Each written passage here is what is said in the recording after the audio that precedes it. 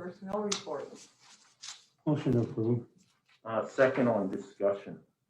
As we look at the salary board meeting, the positions of the county caseworker manager 2, the social services aide, those job descriptions were very specific to the tasks that we expected those individuals to do. And of course, they will be hired as part of the interview process that will take place based upon the needs as highlighted in the job description. On the personnel report, we have a very qualified nominee for the position of HR assistant. I reviewed her job application, her resume, spoke to her personally. However, as I stated on 4 March and during a lead-up executive session, the position description that was presented for this particular billet creation notably does not prioritize essential functions that are needed in that office.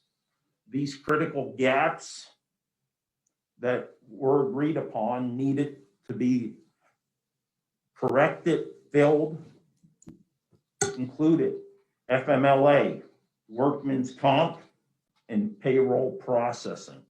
None of these that are prioritized sufficiently or effectively, and are actually a couple of them absent from the position description.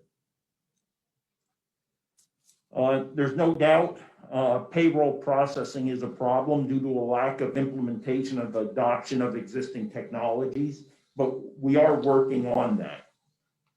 While I'm confident in the nominee's ability to acquire through OJT on-the-job training the necessary knowledge to assist in these areas, I kind of deem it a penny-wise, pound-foolish decision to advertise and fill a position with a position description that does not accurately reflect the background and experience needed. In addition to the expertise or the expectations put out to the candidate, and that's my only comment. Mr. Honor? Yes. Mr. Lukasevich? Yes, with the exception of the HR assistant. Yes, I just want to add a couple, or an item that we have mentioned this before and been encouraged by the judge, President Judge Nanovic and others to look at our salary scales, and we are looking at setting up a meeting with a company that does salary studies and job descriptions. So hopefully this issue will be satisfactorily addressed at that particular time. And I do think we have that meeting coming up within the next week or two. So to get a preliminary discussion going on what we're looking for, how we want to narrow down all the multiple grades. Like, well, we did have 21 supervisory levels at one time. I don't think we used a few of them.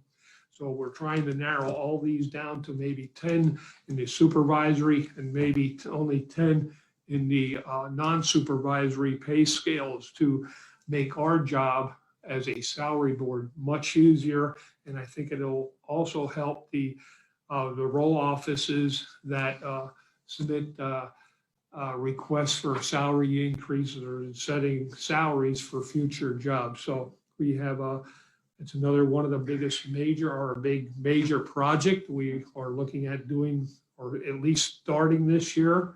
So hopefully this will help on all this. So